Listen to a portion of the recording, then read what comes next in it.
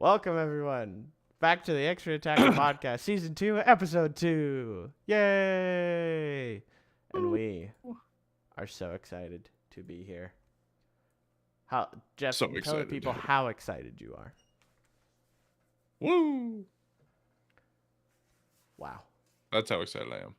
That the amount of excitement is off the charts. What could ever have you so excited? It cannot be contained. How It excited couldn't I am. possibly be the new Mammoth mascot, could it? Oh, are we gonna start there? Oh, you want Seeing me to as it soapbox doesn't- right from the beginning? Seeing as it doesn't quite fit into any of our true topics, I figured why not just open with that? It feels like it fits the day. All right. Well, you know what? Here, while I start soapboxing, you look up an image, and we can show the fine people at home this mascot. Yes, Utah Mammoth home opener this last Wednesday.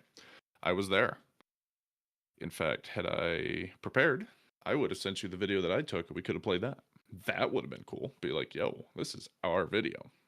But I didn't. There's our new mascot. His name is Tusky. Tusky Raider. I am losing all respect for the hockey community and hockey fans in general, and the internet and the human race all wrapped up in one. This is a person dressed up in a furry costume for the entertainment of children. Yes. Let us remember People that are this losing is for children. Yeah. People are losing their absolute minds, threatening to boycott the team, throwing away merchandise, insulting each other, and starting fights on social media about how stupid and terrible this mascot is. It's for children, people. Move on with your life. It's fine. It's almost like it's not as bad as this. Gritty, objectively, is terrible. The worst, What is the that thing? worst mascot in all of sports. Yeah. Whoa. And they leaned into it. And so he's funny and not truly the worst mascot in sports. But if we're going by looks alone, like if you were just to line them up, not know anything about how they behave or anything, this, ladies and gentlemen, is the worst mascot in sports. Yeah.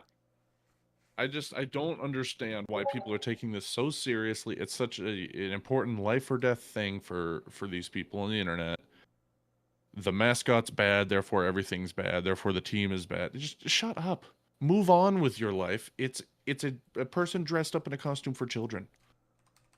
Why is this so important? I also don't know why I am so annoyed by it, but I'm just annoyed by everybody right now. But Yes. shut up and stop fighting over it. Just enough. Can we collectively just agree that nobody cares and we can move on? Your Sure. hot take on social media is not that hot of a take when you ripped it off from everybody else on social media. And even if it was a hot take, none of us are interested. Nobody has ever told you that your opinion didn't matter that much.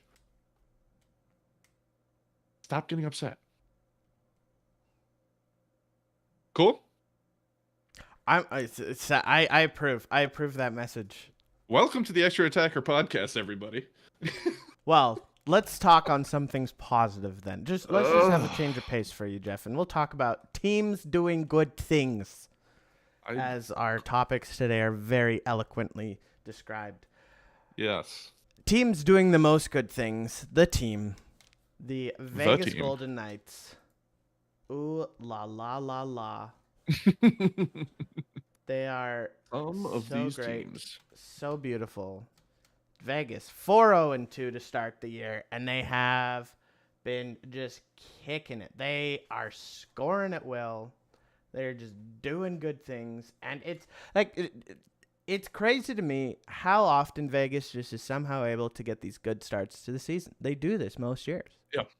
They're Yeah. really good at the start.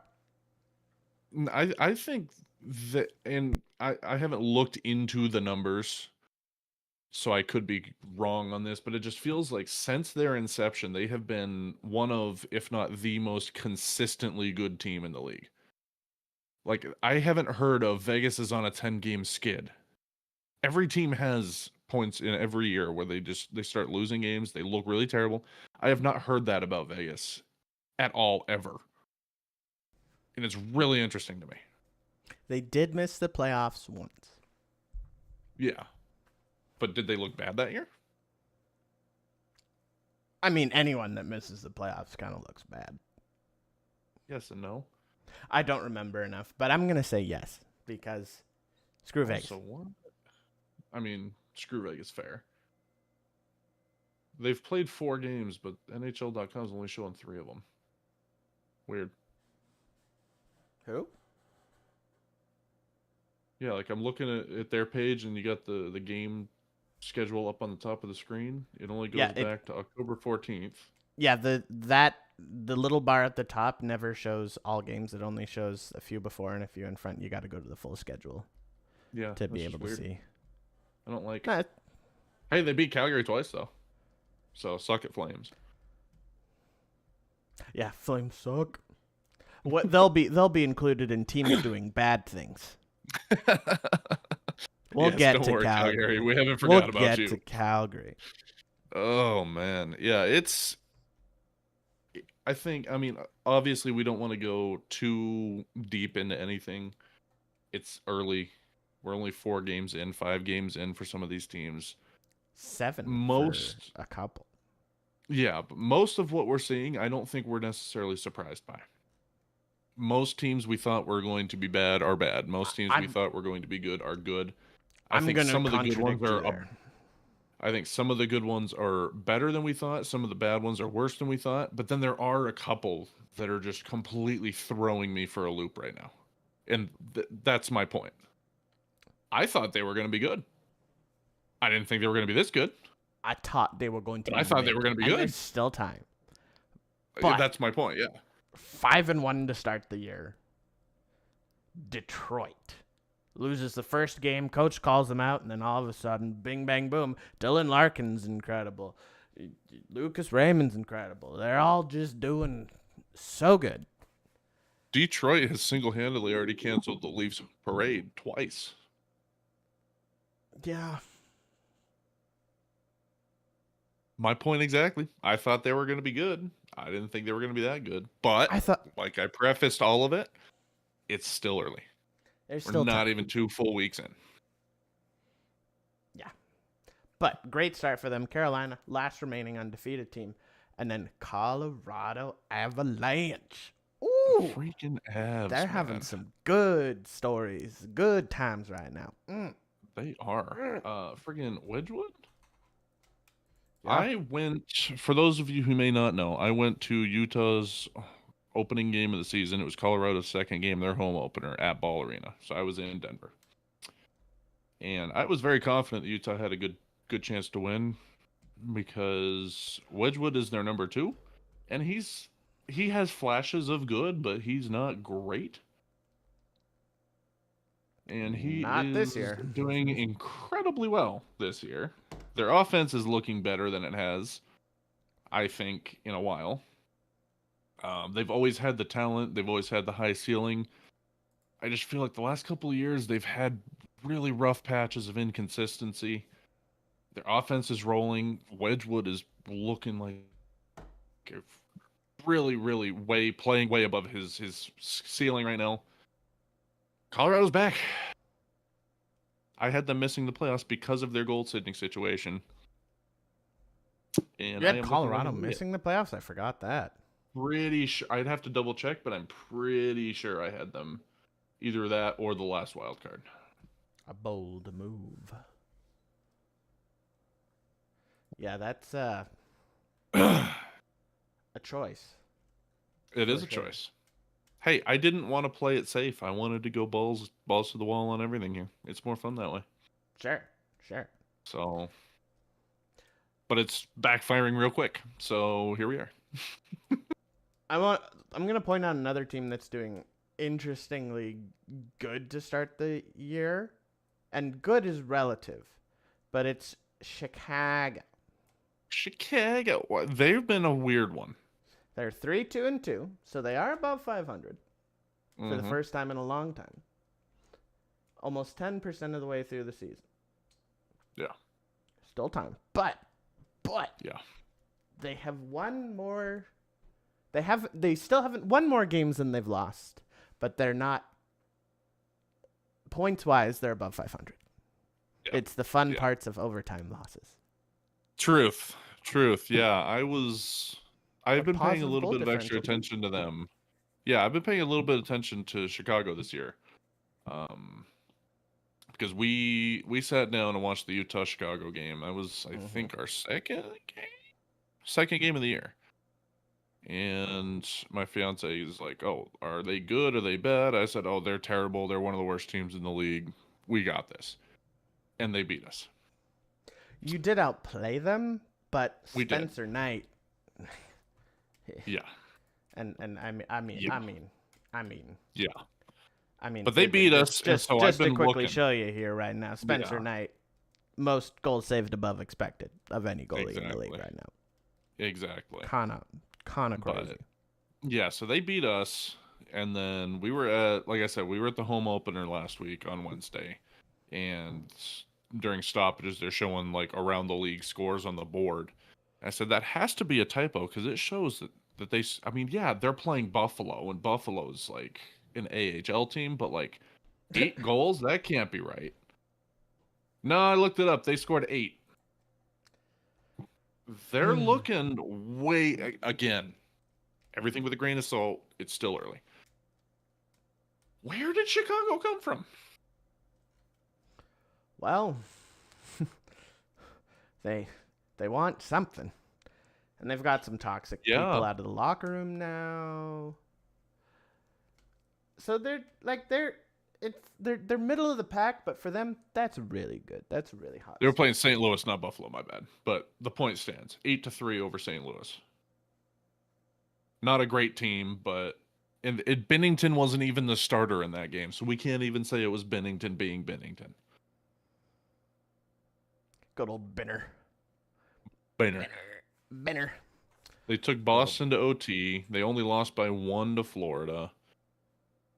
Yeah, well, in the season opener too, they actually put up a good fight against Florida. I watched that game. Yeah, that was a good showing from Chicago. Like Florida was gonna win that game. But Chicago made them work for it. They didn't make it easy. It's true. It's true. So, yeah, we're like we said. I mean, still early, but there are some teams that are looking better than expected. There are some surprises going on. And it's going to be, can these teams keep up the momentum? Can they stay hot and can they keep moving? So. Well, speaking of Florida, you'll be happy to know Florida is below 500 right now. They are 3-4 to start the season. -5 goal differential. You can see the frustration in those guys. Oh, and I just saw this too here, actually. Florida. 3-0 at home, 0-4 on the road. They are not winning on the road. Well. And they're on a 4-game losing streak. So they've been on a 4-game road trip, and they're about to be going to Boston here for Marshy's return. Yep. And they... Marshy will come up later. Yes. Spoiler alert. What a doofus. What an idiot. Such a dumb... all the off-season celebration clearly lowered his IQ even more. He's still hungover. Yeah. Oof. But yeah, it's been hard for me this year with everything going on. I just haven't been able to watch 5 games every single day like I did last year. So I see the scores, but I don't get to watch as many games and see actually what's going on, how they're doing. So I have no idea how Florida's actually looking, all things considered. But, I mean, when you're losing 3-0 to the Sabres... Shots-wise, it was even. Buffalo. It was even shots, though. They both teams had about 30 shots. Yeah. So that one was Buffalo's goalie standing on his head, but... Also, this is what happens when your captain, Alexander Barkov, is injured, and one of your top defensemen in Ekblad is also hurt and out. Yeah. He might be back. Wait, is he back? I don't think so. I could be wrong. I'm pretty sure he's out long term. Not like full season, but he's out for a while. I'm gonna see. Barkov's No, out Barkov's the back. whole No, year. Barkov's. Sorry, Ekblad's healthy. Ekblad's healthy. Ekblad's back. Okay, Yeah, he. I couldn't remember. But still, I mean, you've got. we're talking Barkov here. That's your top guy. Yeah. And Reinhardt has also been having a rough start to the season. He's been getting pretty unlucky and not scoring. Kachuk's still out. He hasn't played. Kachuk, that's the other guy I was thinking of. Yeah. Yeah, so when your top two forwards are out, Yeah. yeah, Yeah, let's see but how shout good the out to Mammoths this- are when Cooley. When Logan Cooley and Dylan Gunther. No, sorry, Keller. Keller was who I'm thinking. Keller and When Gunther, yeah. Keller and Gunther. If Keller and Gunther were out, let's see how good the Mammoth are doing now. Exactly. So it's understandable. It's just really nice to see. But yeah, Saturday shutout against Buffalo. Last Monday they lost 5-2 to Philadelphia. Yeah, there are some excuses with some of the injuries, but they're losing bad games. I'd love to see it. Florida, please continue.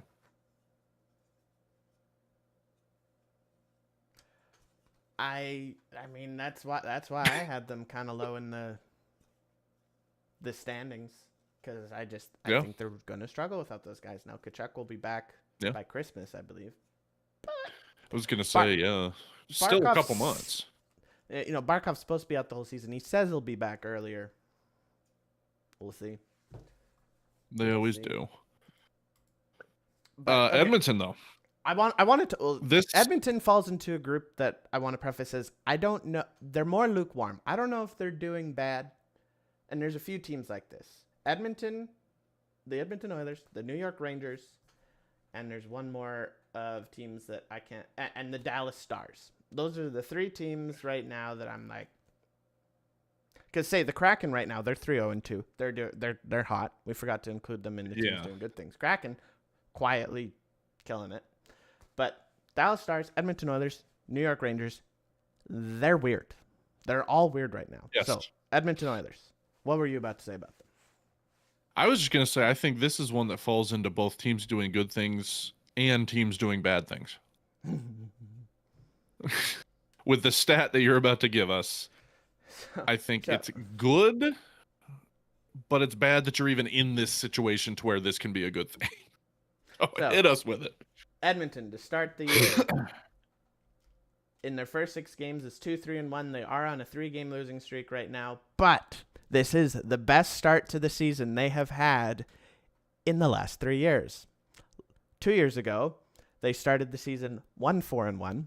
Last year, they started 2-4-0. This year, they're 2-3-1. Progress. Technically better. Progress in the McDavid era. It's great. And it's really just the dumbest things. Like, say, Yeah. for example, the last game we lost was to Detroit. Literally, final minute, we're down 3-2. Draisaitl gets a clear-cut breakaway. No one around him. He has nothing but time, nothing but space, and he loses the puck behind. The puck just ends up going behind him magically all of a sudden. How? How does that happen? Yeah. Are we thinking this Oh, is Tampa just Bay. like Tampa Bay's doing bad. No, they're not in my lukewarm. Yeah, no. Tampa Bay's bad. Go. But sorry, go. Is this a strength and conditioning issue? Like what? Because this is, like you said, this has been a couple of years in a row. They just come out of the gate looking like they have had no preseason. They have had no practice. They have had nothing going on. So it makes me start to question. You have it once, it happens. Things up and down, whatever. This is becoming a pattern. So is It's 'cause this, we they're need to change some of the coaching staff? Yeah, it could be. but- No more coaching staff changes. No. We just signed Knobloch to an extension. I'm not saying the coaching Knobloch. change- I'm No, saying no. strength and conditioning coaches. I'm saying, some of the That's- behind the scenes trainers. No. Because again, Trainers aren't the once problem. is an anomaly. 3 years in a row having this bad of a start and coming out of the Nah, gate it's just- this slow? This is just what the Oilers do. This isn't the only time in the McDavid era this has happened. We're notorious for having bad starts to the season. That's my point exactly. You're notorious for having bad starts. There's a it's reason behind mentality. it, and what is this reason? The reason is mentality. they don't have urgency. They're not as focused. Whether it's they're depressed still from losing in the finals again, things aren't clicking. There's not as much. There doesn't seem to be the chemistry. There's not the same kind of urgency that you see. And I mean, it's not the playoffs, so you're not going to see the same level of intensity and focus. But it's silly mistakes and silly things of not making passes they normally do. Having bad turnovers. Some players just having bad games, making silly mistakes. This year, though, we've had honestly the reason why we're doing as well is half because of Stuart Skinner, thankfully. Which haters beware. Who would have thought that would be the case? But just because I need to humble you a little bit. Mm-hmm. For every good thing Stuart Skinner does, there is an equal and opposite Evan Bouchard.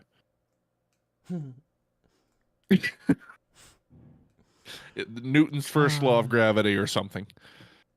Yes, Oilers' first rule of defense. Yeah. Don't. That guy. Just ignore what Bouchard does in the first bit of the season, in the beginning of the season, because he hasn't woken up yet. Man, I don't remember how bad it was, but I saw a graphic today. It was like 5 games played, 14 turnovers, -8 rating, something, and I'm just like, I mean, there's bad, and then there's that. Like, holy. Possibly -8. Is he? Please I don't. It was something. Let me see if I can find it. I'm looking it up. -8 after 6 games. That's. And of course, like you see that. Okay, no, it's only -5. It's only -5. Okay. That's okay. And a lot of zeros otherwise. Lots of donuts. Hey, and he was +1 in the New York game. He was a +1. Hey, we'll take it. Ah, that's fine. He's getting shots. No, and he's playing a lot of minutes, okay? Like it's gonna happen. If we want to see some interesting stuff, let's look at McDavid's +- huh? Bet it's not doing too hot. Yeah, -3. Probably not great either, yeah. Yeah. Just as a team, they're not doing good. Let's see, Evan Bouchard, 11 giveaways in 6 games, -5 ±, 0 positive stats. You know what? That's fine, because you know who's doing worse? Well, who we can't tell if they're doing worse? The New York Rangers. Real quick, can I give you one positive? Can we leave just on a Bouchard? slightly positive note for Bouch? He's making $10.5 million now. 11 blocks. 11 blocks in 6 games, almost 2 a game. Okay. It's not bad. That's not bad. I'll take. I want to see more. He's not a shot But that's blocker not though. bad. He doesn't my block point. shots. Yeah. I want to see more, but that for him, not bad at all. I'd prefer. It's a nice positive. I don't care. Yeah, if only more shots 2 hits on the season from him isn't enough. I wasn't going to mention that, but well, he doesn't. He's not a hitter. He ain't Okay. nothing. That's the problem. New York Rangers. They cannot score at home. They have not scored at home. Despite all their efforts. Yeah. They've lost so many times 1-0 at home. Like they're Shesterkin's playing out of his mind. But the Rangers, they're 3-1 because they can win on the road. They're 0-3 at home. They're 3-1 on the road. Make it make sense. Yeah, my old roommate is a Rangers fan, and I had to make fun of him a little bit this last week. Yeah.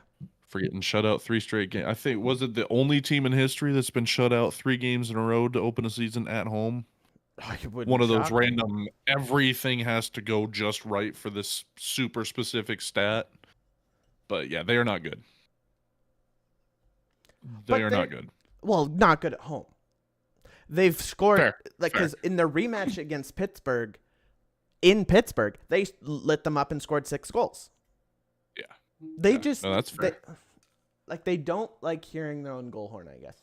There's just something about it. They're like, it hurts our ears. Yeah. Management, go buy a new one.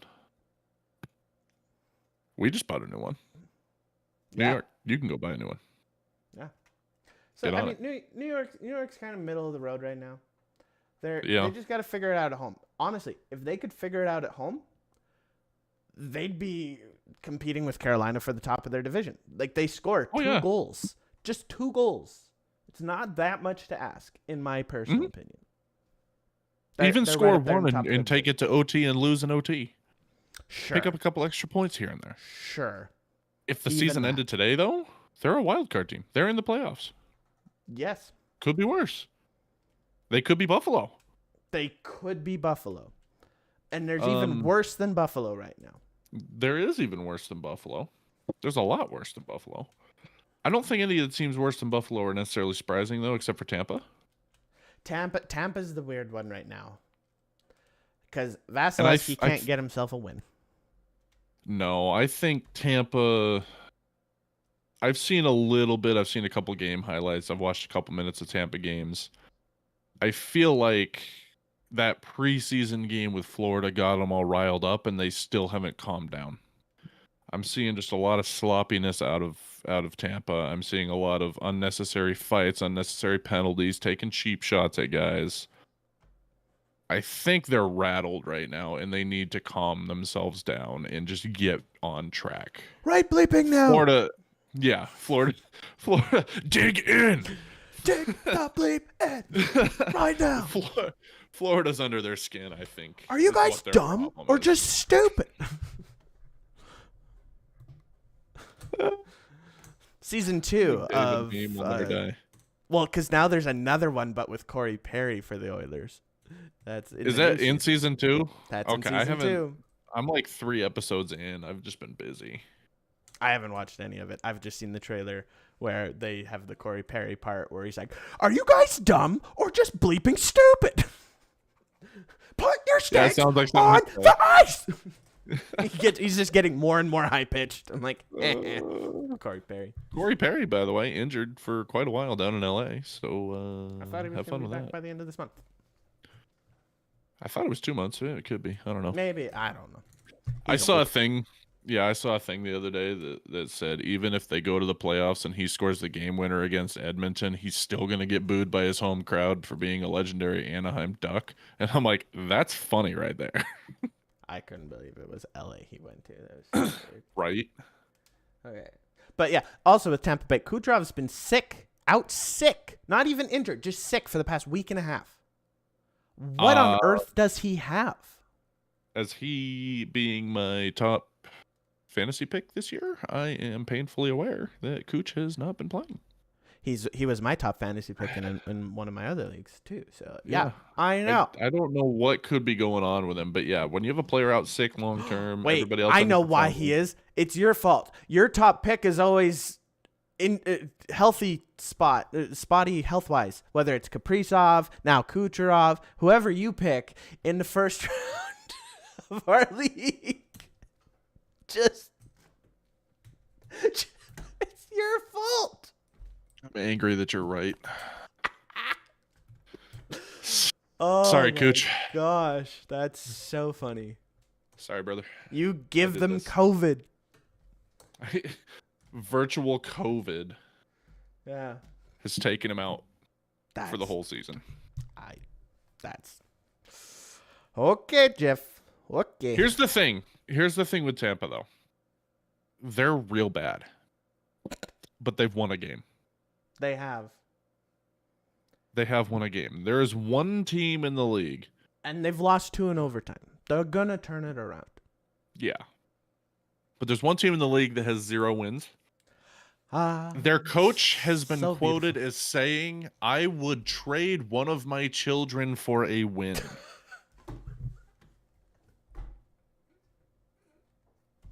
When I saw that quote, that was when I realized, I thought they had won by now. They have 0. Would anybody like to take a wild guess as to who does not have a win this season. And your first 31 guesses don't count. Ladies and gentlemen, the San Jose Sharks. San Jose Sharks. I don't get it. There has to be some major incompetence in the front office in this organization. They're to just go having a from- good time, though. Will Smith Yeah, I'm and just Macklin glad celebrating. everybody's having fun. They're just two boys living their best life, having their milk and cookies before bed, playing hockey. Can you give me stats here? Or are you just gonna show me the teams? Stats right there. Yeah, player stats. Let's check everybody out here. Celebrini's got 5 points. He's pulling his weight. Jeff Skinner with 4. Dmitry Orlov with 4. Will Smith with 4. People are scoring. People are doing things. Jeff Skinner. I forgot that he went there. That poor guy. Well, he said, well, if I'm not going to play in the playoffs anyway, might as well get paid well to not play in them. You're not wrong. The biggest problem for them, they have Alex Nedeljkovic and Yaroslav Hey, Askarov as their 2 goalies. The better of the two with a 3.69 goals allowed average. The worst having 6.47. Both under a 900 save percentage. Over 6?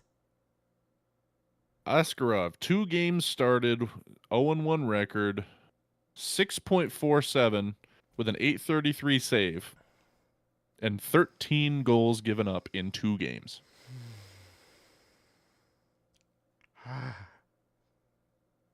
Oh, no. Have you seen the clip of the Vegas versus San Jose game with Askarov playing? Yes. He lost them that game.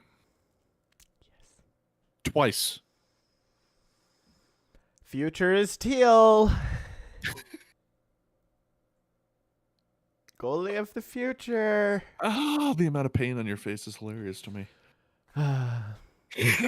Yeah, for anybody who hasn't seen that, please go look it up. You will pee yourself laughing. Yes.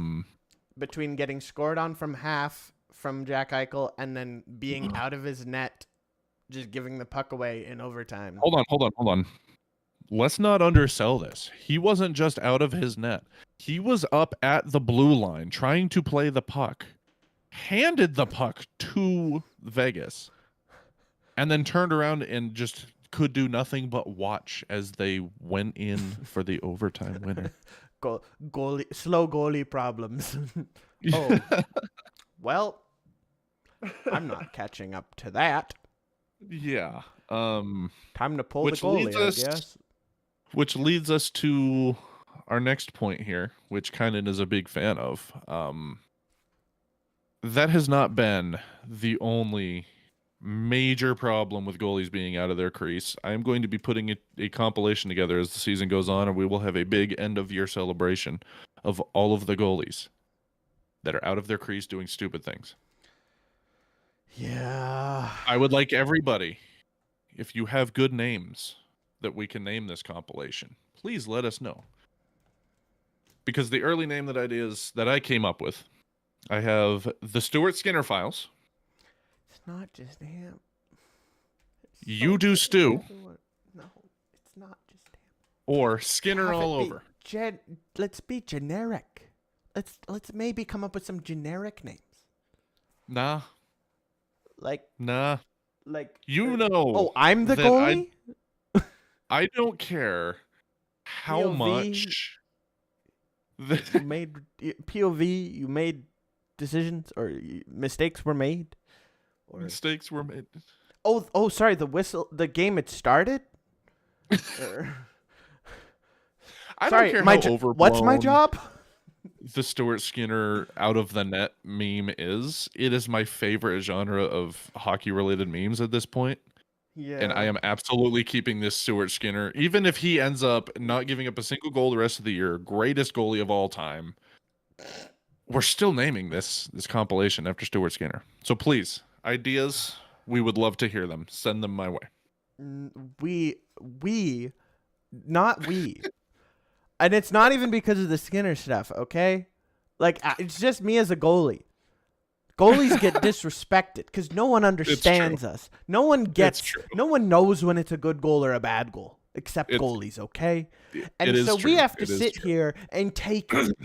We have to take it because guess what? We're too weird for anyone to take us seriously. No one's going to believe us because we're already crazy. So if we tried to talk sense, people would just pat us on the head like a puppy. Like the only perks that we get are we typically half the time get to play for free because people are so desperate for us to show up. Anyway, players playing good. There are players that are playing good, like Jack freaking Eichel. Okay. Okay.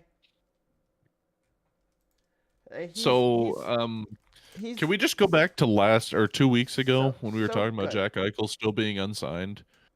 And I was like, I could see him just being like, yeah, I accomplished what I needed to in Vegas. I could go elsewhere. I'm ready. Was it 2 days, 3 days later? $5 million later times 8. Yeah. 2 or 3 days later, he signs this gigantic contract. And look who's leading the league in points right now. Jack Eichel. Freaking Eichel. This is what Buffalo expected when they drafted him. Marv from Home Alone, 15 points league leader right now. And the Eichel merchant himself, Mark Stone, who is now out week to week. So he was doing good too, but now he hurt his wrist. So he's week to week now. True story. Which is going to be interesting. We're actually here's one of the fun things about this all. We're actually going to find out which players are truly injury prone and have injury problems versus they're just cap LTIR people, circumnavigators. Yeah. There you go. I was trying to figure out the word because come up with a good word there. You can't take advantage of LTIR anymore because you have to be cap compliant for the playoffs. Yep. They've done it. So Mark Stone in a couple weeks is going to be like, oh, crap, I'm healthy. I have to play. I can't just milk this because it doesn't do anything. So I guess I'm coming back. Mark Stone, man. I don't know. If it wasn't literally every year, it wouldn't be so ridiculous to me. And I might feel bad for the guy. But it's just hard. And I want to feel bad whenever somebody injures themselves. Now you it's just really hard for me when this happens every single year like clockwork. But you can now because there's nothing they can do. So you can know it's genuine. Yeah. If they're not playing, you know it's legit. And I would just say, honestly, I mean, I know it's unpopular and a lot of people probably think I'm a wimp for it, but like, dude, just retire. Be done. Like, if you can't stay healthy and you're going to if you're going to keep hurting yourself, be done. Just stop killing yourself. His body's 82. Dude didn't drink any milk growing up. He can't be out on the ice for more than 3 weeks at a time. He needs retire before you permanently break yourself. You know, there's more to life than hockey. Go, you made your millions of dollars. Whoa. You were Mr. LTIR. Pause. Go live out the rest of your days riding into the sunset, spending time with your kids. You went too far. I know I said something very controversial, but there is more to life. Yeah, I know. Tua, you also need to retire from the NFL. And this year is showing that you suck. So get out. You're going to have another concussion. Just stop. Oh, man. Since you were being so kind to goalies earlier, I'm going to give some goalies some love now, too. Igor freaking Shesterkin's back, baby. Oh, my gosh. 1.00 goals against average. He is averaging only letting in 1 goal in a game. Yeah. And he has more losses than wins. Like we were talking about with the Rangers, he is not How? the problem there. How? He is not the problem. But this is so good. He's so good, Jeff. Look at his save percentage of 962. Just curiosity. He's so good. What? He's played 5 games. 5. And he only has 2 wins, but a 1 and a 962. How? Let's see here. No, I don't So want a good. career. I want in a season. Like his first. Best single season save percentage in NHL history is held by Jacques Plante with a 944 in the 1970-1971 season.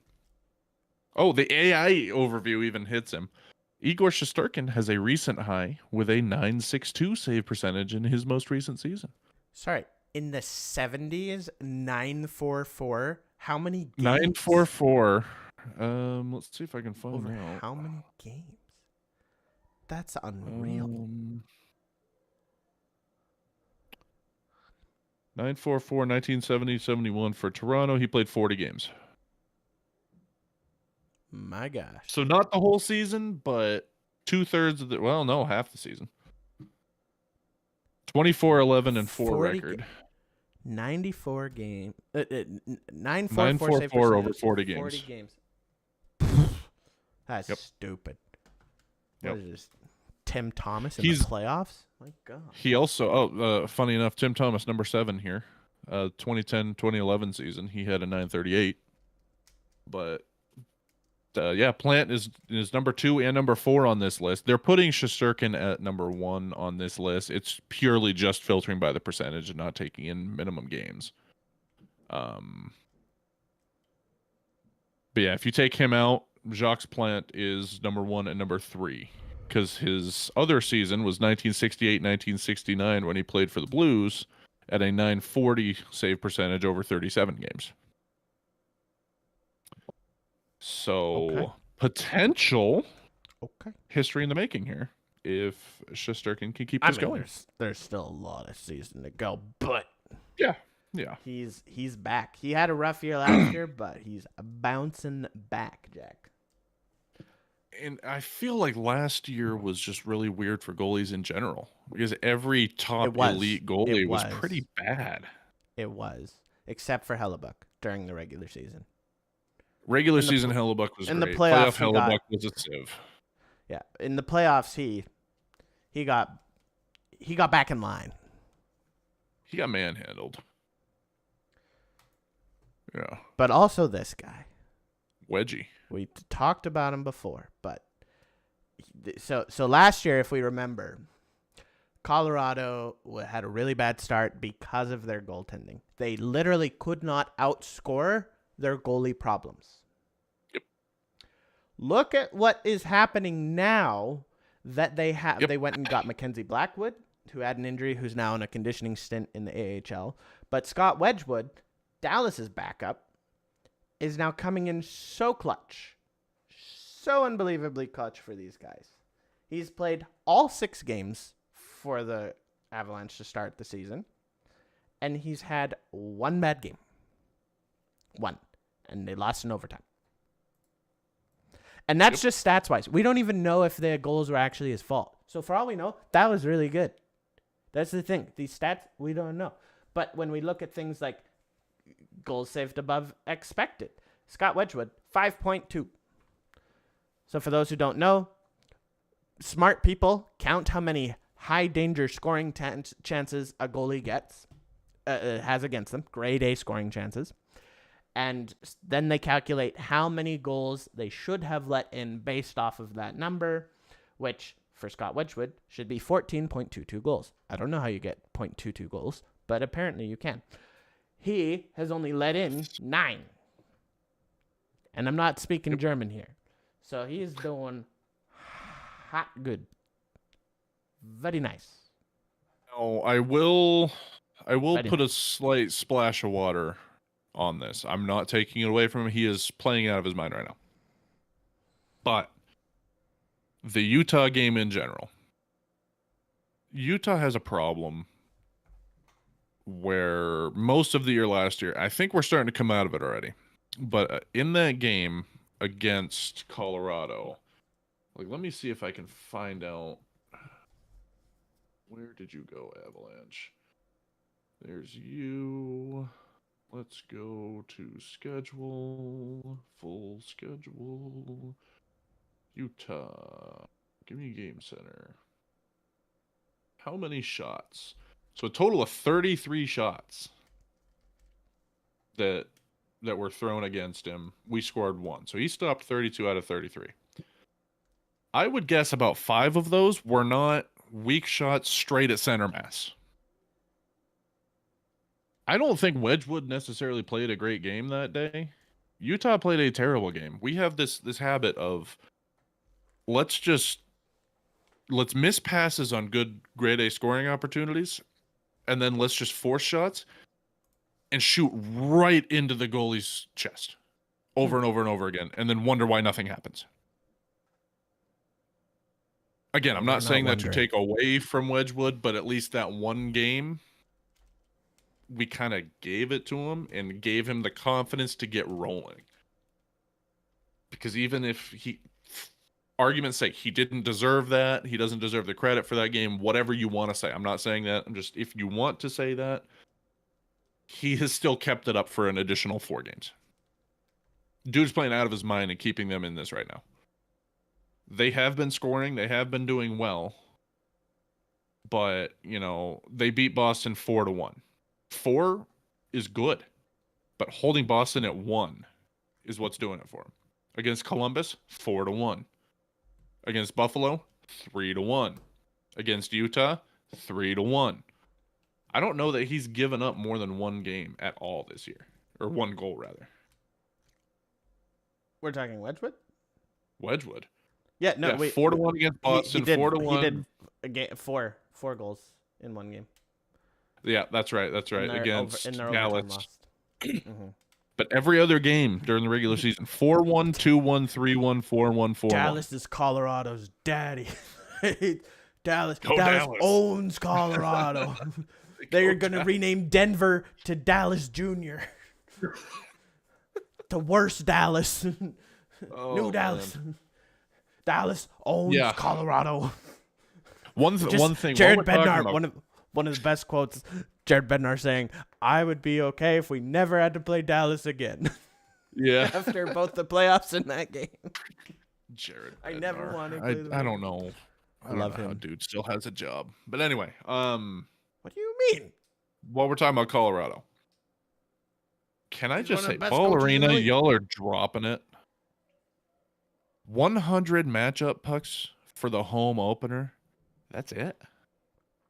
I mean, bro. Yeah, I'm complaining about merchandise right now. 100 pucks for the entire Ball Arena during the home opener? Who made that decision, and why are they not fired? Because what are we doing here? Probably no one buys those pucks in Colorado. Maybe Utah's just... They were gone in 10 minutes. Yeah, 100 for the whole stadium? Because they didn't plan on so many Utah fans coming. Dude, do you realize how good Utah fans are at buying merch? Yeah. Y'all almost set the merch selling record in a preseason game. Yeah. For the entire league in all of history. Yeah, and we set the single day record last year. And we set the single day beer sales record, which surprises me with how many of Mormons are here, but that's neither here nor there. Yeah, we are very good at buying merch. I would have bought merch. Ball Arena, get on it. What are you doing? Honey, what is you doing? They're deciding to not accommodate Utah fans. Get over it. I'm kidding. Yeah, do better, Ball Arena. Yeah. Yeah. Anyway. It's... Okay, one more player that I want to point out who's doing really well. Sorry, we are all over the place today, but it's been a week. So is my pick for Rookie of the Year. Ooh, Oliver Kapanen. No. Matthew Schaefer. boy, a point in his first 4 games, and he's already playing over 20 minutes a game. Yeah, five. Bang, bang, bing, bang, boom. Yep. And look at this. Second game ever, 26 minutes played, as well as in his third game. Versus Edmonton, they didn't have to play him as much, but against Ottawa, 22 minutes. Like, this kid's already getting top D pairing minutes, and he's 8 shots in a game? Excuse me? Second game ever, putting up 8 shots. Does he even, like, he's getting power play time already. Yeah. Like, he's just, wow. And this is one thing that I love about hockey, because, you know, with my background, I've been a huge baseball fan my whole life.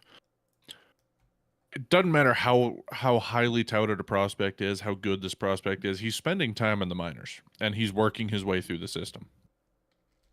Hockey, you don't necessarily have to do that. And so to see somebody like Schaefer get picked, he's got all this hype behind him. It's always hard for me, the human side of me. It's hard for me to watch somebody get all this attention, undisputed #1 pick. You've got all this hype around you, and then you hit the league and you fall flat on your face. The human side of me feels bad because they are people, and that is going to do a number on your psyche, and that is just, it's going to be really hard to overcome. So it's fun when you can see somebody like this kid. He had all this hype around him, all this attention, and then he's just, I'm just going to show up and do it. And he does. The one goal he has was on that power play, like you were making a comment about earlier. Kid's got, he's tied for first in rookie points currently with my pick, because we can't agree here. We have to pick something different. So I'll let you have Schaefer. I'm picking Zeev Buiam. He's been doing really good too. He has. And I was impressed watching him in the playoffs last year. But he's got interesting stats here. 5-game point streak to start his career. He has a chance to tie Marek Zidlicki, fun name, for most points in a row by a defenseman at 6 games. So if he has another point tomorrow, do you? The name. I don't remember a lick about him, but I remember Zidlicki. You don't remember a lick about him? So yeah, if they play tomorrow, if he gets a point, that will tie the all-time record for most in a row to start a career by a defenseman. If he gets the next game and gets 7, that will be tied with the most by an 18-year or under player at 7 games. So kid's making history here. He could even continue and go to 8. He is off to a hell of a start, and it is fun to watch. Yeah. So Schaefer, keep it up, because you are killing it right now. Love him. Love him. Okay, let's talk players playing bad. Others. So yes, Jeff, he could if teach I a was thing or two. if I was to tell you that there was a player who had 7 assists in his first 6 games of the season, would you think that he was playing good or he was playing bad? 7 assists in 6 games to start the season. That's not bad. That's good. It's garbage because good. There's no goals along with it, and this is Connor freaking McDavid playing up to his new contract, playing what he's worth apparently. You mean playing down to his new contract? Yeah. Mm-hmm. Yeah. Guy can't make score assist a goal. over here. He's never gone this long to start a season without a goal. And before the season started, he's like, "Oh, I got to shoot more. I got to score more goals. I'm going to score more goals this season." Is that what he sounds like? Yeah. Tell us about McDavid here. How's he doing? Guy. He's not looking very McDavid to start the season. Is he getting good scoring opportunities, or is he just totally Yes. crapping the bed right now? I mean, kind of both. Okay. He can't. Okay. He's not handling the puck well. He's making silly choices. Like, he's trying to do too much in the wrong ways. Okay. He's trying to be McDavid. He looks like someone who's trying really hard to be McDavid, but is Interesting, choosing okay. but is choosing the wrong times. Interesting. Like that, their hockey IQ isn't quite there to know when to be McDavid and when to be themselves, and so he's forcing too much. He looks a little too desperate to do something. Okay. Is kind of the way it looks to me. Playing a It's little like- bit too much but- hero ball. Yeah, but unnecessarily. Like, we need him to be the Yeah. hero. The thing is, you can tell he's trying to do what we want him to do, but he's not doing it in the best ways. He's doing he's just like he'll shoot when he probably should have passed. He's passing when, dude, just shoot the puck.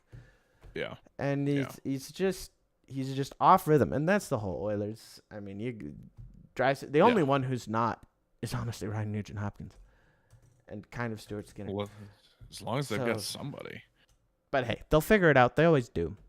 But yeah, Yeah. McDavid can't score. 6 games, no goals. Pretty crazy. I'm very Yeah. tempted to take him as my pick for the Rocket Richard. for the most goals in the season. Knowing him, I could see it. Because, like, what if he just figures it out and flips the switch and he's I off could and see just that. blows up? Why Yeah. not? Why Yeah. not him? I'm undecided. I'll decide when we go to that. But yeah, that's I what's have- happening. I have a theory though that he's only playing bad because his balls hurt. I'm watching the gears turn. Vancouver game. He was literally lifted off the ground because Best he was $5 speared guard- in the stack. Best $5,000 that Vancouver player has ever spent in his life. Oh man. Like you tell me any person that lives in any Flames fan wouldn't Yeah. pay $5,000 to just nut shot to cup check Connor Yeah. McDavid. You tell me one Flames fan that would not Yeah. spend that money to do that. Name Yeah. one. Which funny enough kind of leads into my next point where I'm gonna get upset and soapbox a little bit again here. Brad Marchand has gone full Panthers. Now he has always been one to push the envelope. He has always He's been gone one full to rat. Yeah, yeah. Hey, licking has never been off the table for him, right? Okay. And that's my point. He does annoying things. He pushes the envelope. He goes too far. I've never seen this level from him before, even at his worst. And it was for the dumbest thing too. Okay, yeah, you got hit in the back a little bit, bud. Ooh, because you've Yeah. never done that. Goes and Yeah. just starts wailing on Darlene, just pounding him, punching Yeah. him in the kidney. He's just going at him. Takes his helmet, and in the penalty box, just starts ripping his helmet apart. What was that? So Grow for up. anybody who didn't see it, he took admittedly a cheap shot from Rasmus Dahlin. Yeah, Shouldn't have happened, but okay, because fine. Marchand's never done that. That's the point I'm getting to. So, admittedly, yes, he took a cheap shot. His reaction wasn't, let me punch you or let me shove you like any other player would. His reaction, I'm going to chase you down on the ice from behind, spin you around and throw you on the ground. Like a ballerina. Dropped down to his knees and full MMA ground and pound into the side of his head. And then, like you Wow. said, as he got up, took his helmet, took Darlene's helmet, went into the penalty box, ripped the straps off of his helmet, threw them as souvenirs into the crowd, which, credit where due, good guy Marchand, looking out for the fans. In Buffalo. But They don't Yeah, have a in lot to Buffalo. cheer about. But there comes a point, again, people It's a do reverse dumb hat things. trick. Because I they're hate never everything. gonna have a hat. Oh, I They're hate never everything. gonna be That's- throwing their hats onto the ice, so gotta throw the helmets in the stands. Why I am so angry that I never thought of this. I just thought of it now. Oh gosh, that's so good. Wow. Okay. Ah, Yes. Anyway. my cheeks are hurting So- from laughing so much about it. Right. But like I was saying, Ugh. people do dumb things. People make mistakes. People get hurt.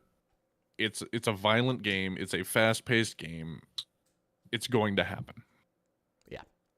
You guys know my feelings, and I'm going to reiterate it again.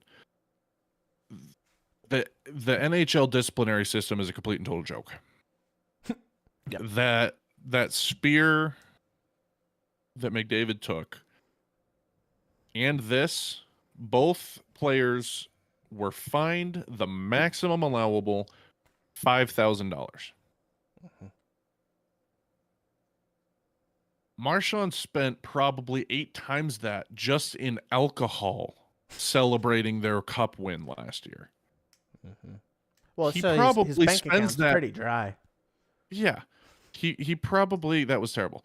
He probably is spending that amount of money every week on DoorDash.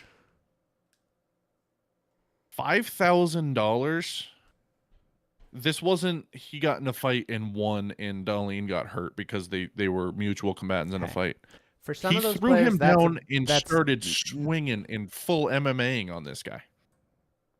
hey, some players that's a lot of money. Some, but not him. Yeah. And I have always been a fan and a supporter that it's the action that you took, not the amount of money you make. So I don't care if you're the highest paid or the lowest paid player in the league. There is a punishment set out for when you do something wrong, regardless of how much you make. It's like in real life. If you make 10 times more money than I do, you don't pay 10 times as much because you were caught speeding. It's the same infraction. We did the same thing. We pay the same amount of money in a penalty. However, $5,000 is a joke. Because like you said, what Calgary fan wouldn't pay $5,000 to lift McDavid up off the ice by his nuts on the end of a hockey stick? Take that one step further. What player wouldn't do that? And we're constantly seeing these kinds of ridiculous things happen in this league because there is no fear of punishment and no accountability required. Both of these players should have gotten suspensions. Both of these players should have been fined an amount of money that will actually make them think twice about acting this way again. Well, that's what a suspension NHL player does, safety is though. a joke. But that's all a suspension fills that problem because they don't get paid for the games they miss. So Yeah. whatever they would have Yeah. been paid for that game, they don't get. So a suspension does actually count as a fine. I think your problem's just solved by properly handing out adequate suspensions. Yeah. And it's just it's That's all it is. ridiculous That to solves the me. problem. Yeah. Oh, absolutely. You have consistent suspensions, and then players lose money and games. They Mhm. lose it all. Yeah. I mean, the good news out of this situation, it was fun to finally see a Florida Panthers player get penalized for something. But as far as the league is concerned, you have the Panthers here, and then Marchand is his own little entity over here. So they really still haven't penalized the Panthers. They just penalized Brad Marchand. I can't. I don't like how frustrating this whole system is to me, but I can't get over it because this is ridiculous. I think they had mercy because they then proceeded to lose and get shut out by the Buffalo Sabres, which honestly, That's one enough could of an argue embarrassment. one could argue is punishment enough. So, maybe this one, maybe this one, like Marchand, I'm always down to punish Marchand more. I'm never going to be one to argue against that. Yeah. But they then proceeded to lose 3-0 Fair to enough. the Sabres. So you know what? Maybe this time the disciplinary committee got it right. Maybe. I'll give it to you. I'm not saying. I'm just saying.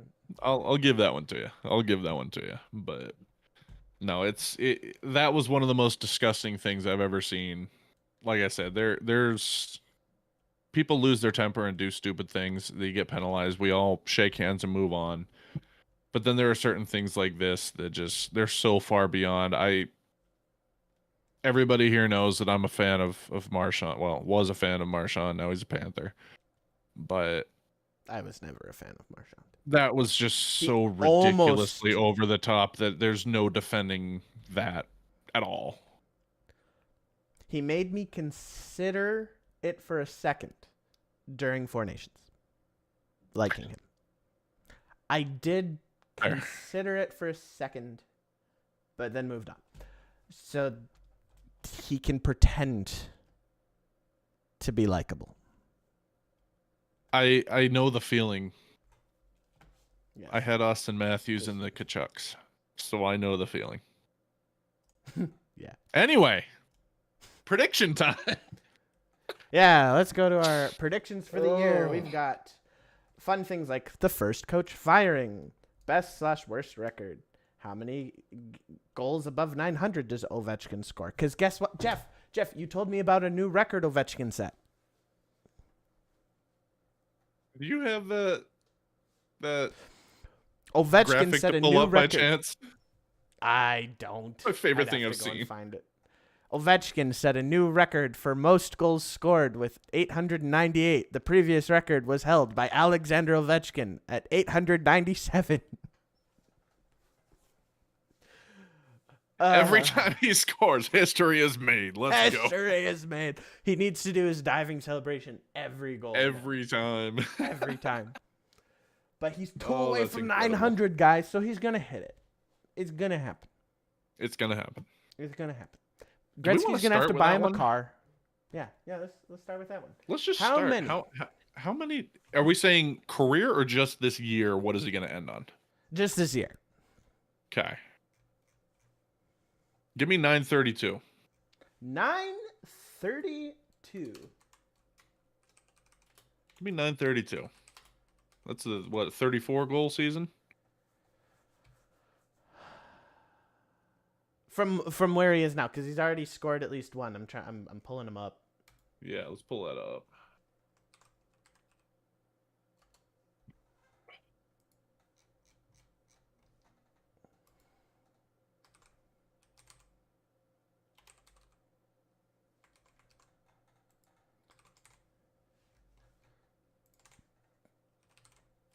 All right, let's see here. Alexander Ovechkin, already to start this year, has 1 goal and 3 assists.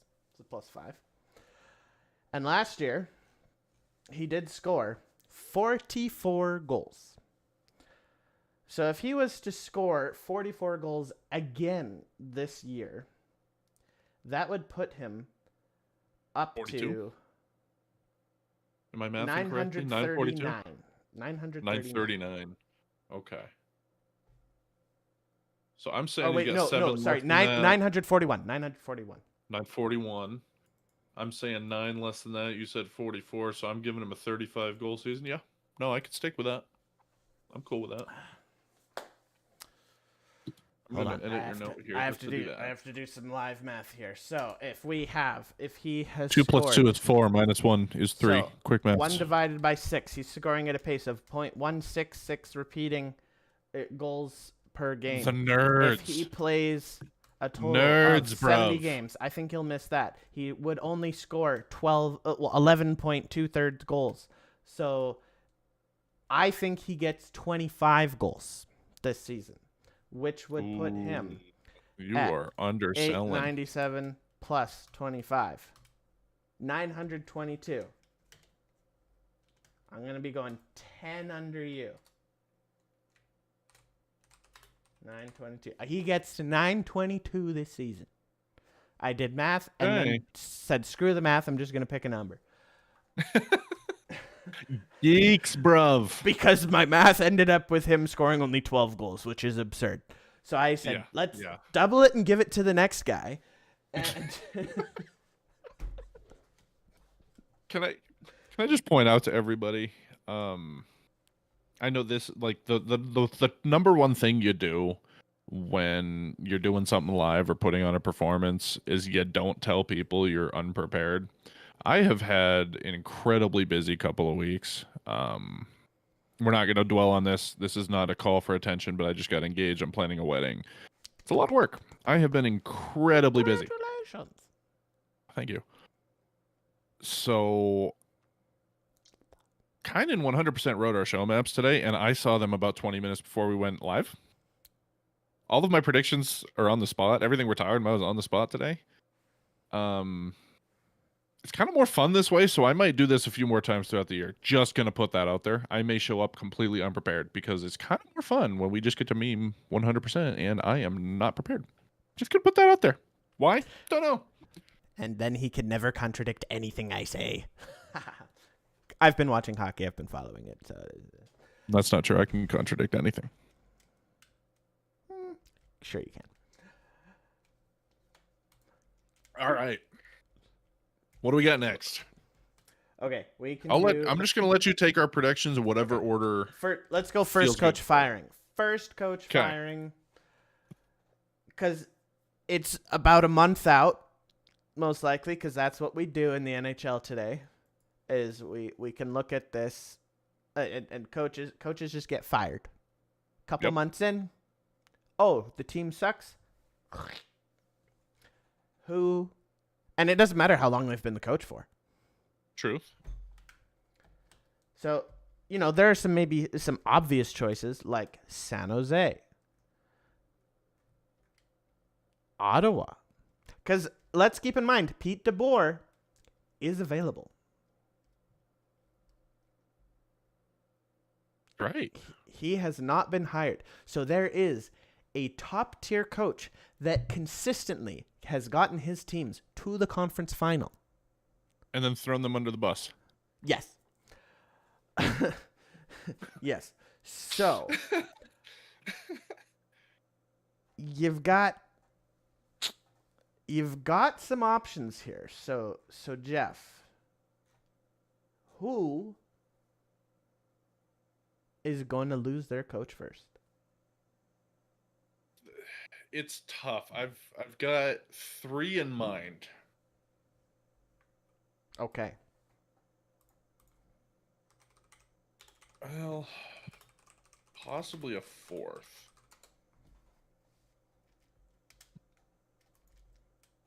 You know what? We'll leave you in there. I'm going to keep it down to 3. I'll give you my top 3. I think number 3 on my list, Rick Tocchet. Really? Yeah, I know he just came in, but I don't think you can ever say the head coach of the Philadelphia Flyers is safe. I think they're always on the chopping block because Philly is never going to be good. I'm going to give you number 2, Ryan Warsofsky, San Jose. I feel like they're a more favored pick here. Yep, that's why they're number 2. But my number 1, it's got to be Lindy Ruff at Buffalo. Lindy Ruff at Buffalo. Because that gives me one more chance to clown on Buffalo. Because they are that bad. Well, I'm here to tell you you're wrong. Okay. Because Buffalo's turning it around. After the jersey was thrown on the ice, now they've won a couple games. All of a sudden, they're a wagon. They're good. I think Buffalo's more likely to have, and they're more likely to have a player leave before their coach is fired. More because who wants to coach Buffalo? And so I'll tell you who's going to lose their coach first. It's Nashville. Whoa, okay. Because I don't hate it. They still suck. They're 2-2-2. I don't hate minus 4. They're not winning. They have these good players, but they don't do crap. And their coach, Andrew Brunette, he's been their coach for the last couple years. And 3 or 4 couple years ago, just 2. Only 2. But 2, okay. Complete seasons.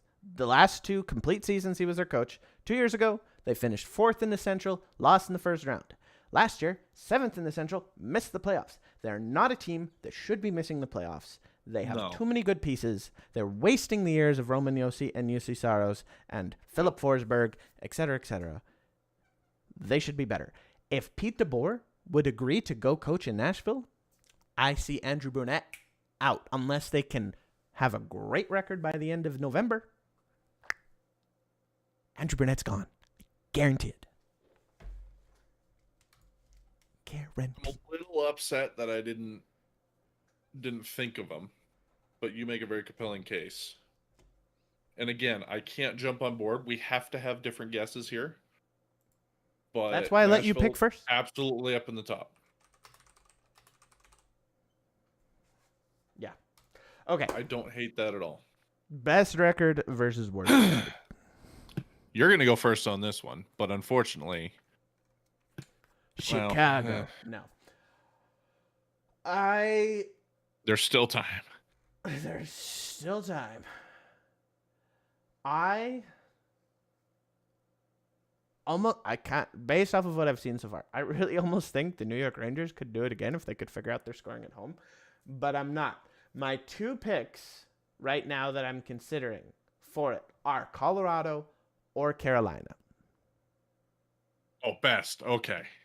Yeah, for best. I thought we were going worst for a second. I was like, no. whoa. Best. Okay. And that's Colorado wasn't on my radar for this at first, but now their goaltending is so solid because when Blackwood comes back, he's going to be his old self, and Colorado's just going to be chilling.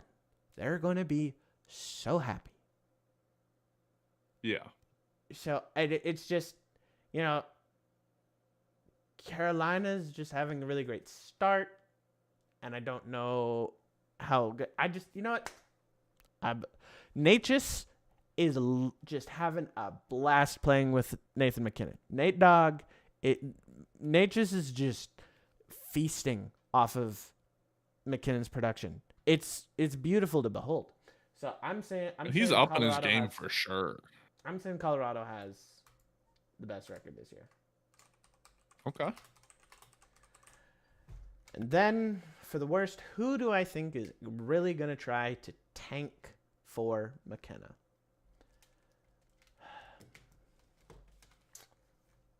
I really want to say the Islander. It's so hard right now. Yeah. It's so hard.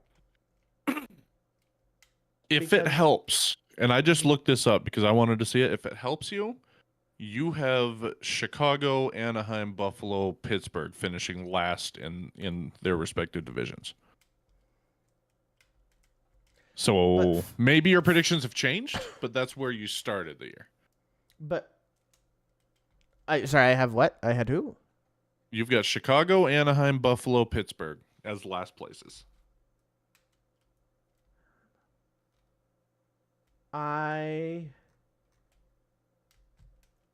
Where do I have Philadelphia? Philly, you have them 6th place in the Metro. So going bottom to top, you've got Pittsburgh, New York Islanders, Philly, Washington, New York, Columbus, Carolina, New Jersey. You've got New Jersey winning the Metro. I'm going with Philly.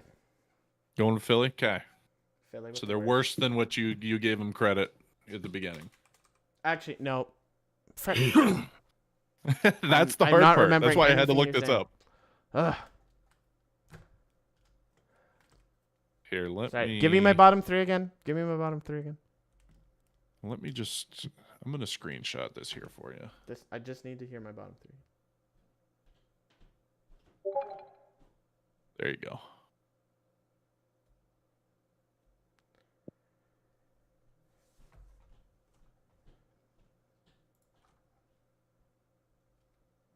Okay, I had Chicago, Nashville. Okay, if I'm picking between Chicago, Pittsburgh, Buffalo, or Anaheim.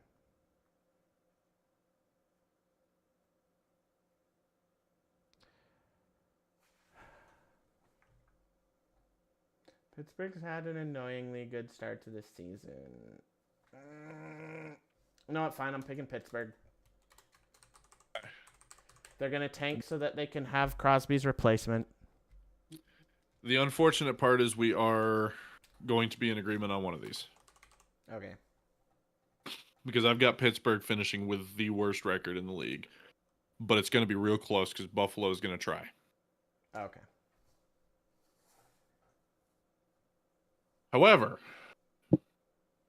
best record in the league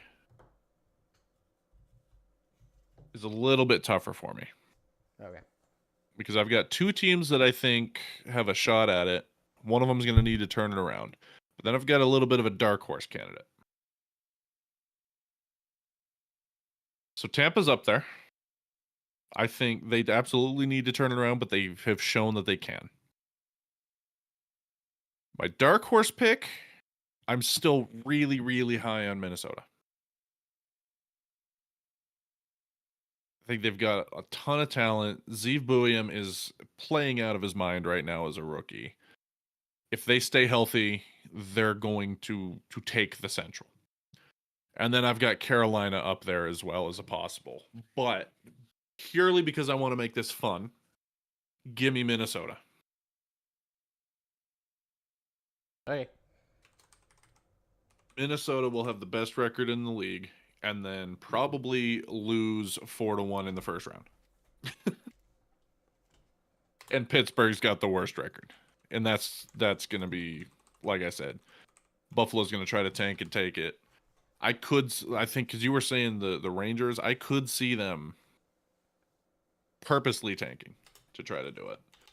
But we'll see. Mm-hmm. Okay. All right, next one. Let's get through these here. Vezina, Hart, Calder, Norris. After the start of the season, I got Igor with the Vezina. Yeah. I mean, I don't. It's hard because I don't want to pick the same ones, but I mean, there's just no other argument for me, and I don't see anybody else because I just see him continuing. So I take Igor as well. Give me Spencer Knight in second place though, just to be interesting. Okay. You do that. Like I said, I like having fun and throwing out some weird picks. Well, if I was gonna throw out a weird pick for that, I'd be putting in probably Logan Thompson. Not a bad weird pick at all.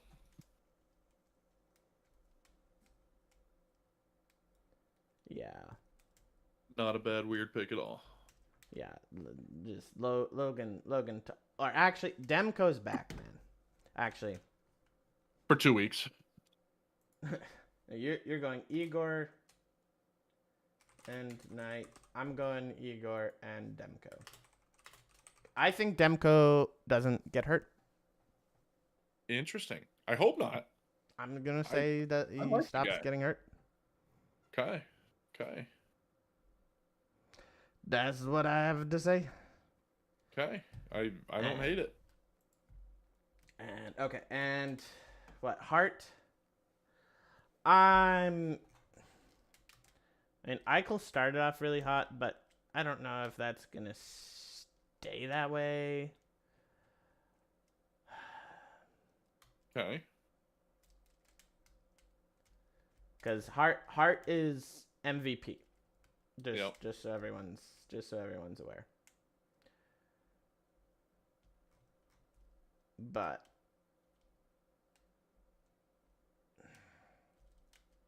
I'm just really liking McKinnon. He's out of the gate. These are going to be pretty boring picks here. Well, yeah, that's the way it is. I mean, I feel like every year it's just becoming Groundhog Day. It's who's going to take it between McDavid, McKinnon, or Kucherov. That is the world we're living in right now. You know. So, you know what? Are you taking McKinnon? I'm taking McKinnon. I'll just mix it up. Give me a dark horse Kaprizov. He just got his bag. He wants to prove himself. We'll throw a fun one up there. We could force ourselves to pick between McDavid and Kucherov because they're both not having great starts to the season. Do we do that? Let's do that. Give me Cooch. Okay, I'll take McDavid. Because I know you're going to pick McDavid. Well, not necessarily. But I'm also going to put one more One more rule in here: you're not allowed to pick Makar for For Norris. Norris? No, no, no, no. I wasn't going to, actually. Okay, okay. No, no, no. Yeah, right now for defensemen, points wise, we've got some interesting things going on. Yeah, I always knew Shane Gostisbehere had potential to be up there. He's starting off hot here. But yeah, he is starting off hot. But I'm looking. So you go and pick for the Calder and Norris here. I'm just looking something up. Okay. Well, here's the problem. I still got to figure out who I'm going to take for both of those.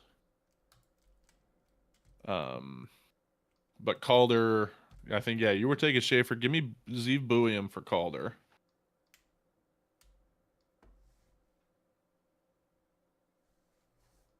No idea if I'm spelling that right. But what if? It'll be Buium and Schaefer for sure up there for those two. I want to pick again. I don't like just picking the obvious ones here.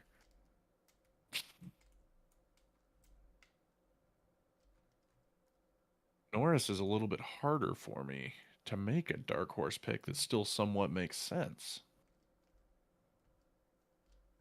Well, you've got some. What are you people. thinking? Well, so here's the fun thing. You've got Quinn Hughes as a really good option. You want a super dark horse, you go Lane Hudson. Yeah. Montreal fans will tell you that's obvious, but Moritz Seider. Okay.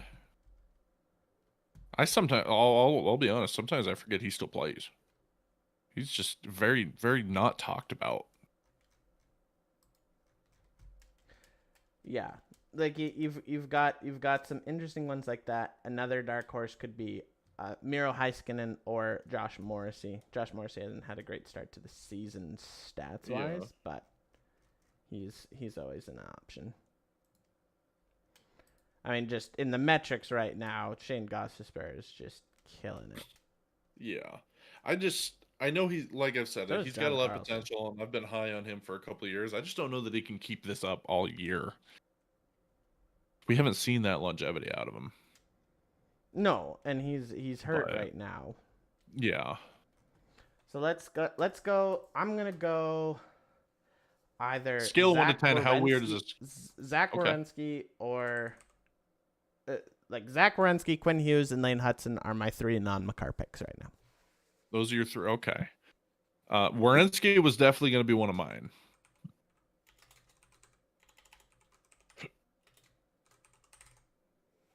You know what? Give me Werenski and give me Jacob Chychrun. Cool. Give me a weird one. Chychrun is a weird one. Chychrun is a weird one. And then if I got to give you a third, give me Harley. I'll take Thomas Harley. I think that. Oh, I that do love Thomas Harley. I do love Thomas Harley. He is. Yeah. I love him. I hate how many players I love. Right. Okay. You already did the Calder. Goals. I'm doing my funny pick. McDavid for Rocket. Just because. 6 games with no goals. McDavid for Rocket. 6 no's. I'm going to look so smart if it works. Yeah? Yeah, you definitely. Who's leading currently? Shane Pinto. Yeah. Ride him all the way to the no. I think because I had Kaprizov up there for the Hart, I'm just gonna say he'll take the Rocket as well, and that's gonna lead him to the Hart. Yeah, that works. Rocket Richard, most goals. In case anybody needs that. And then for assists, why not be funny and do Jack Eichel? I was hoping you wouldn't, because I was going to take Jack Eichel in assists. I think he can keep that up. I think he can keep the assists up.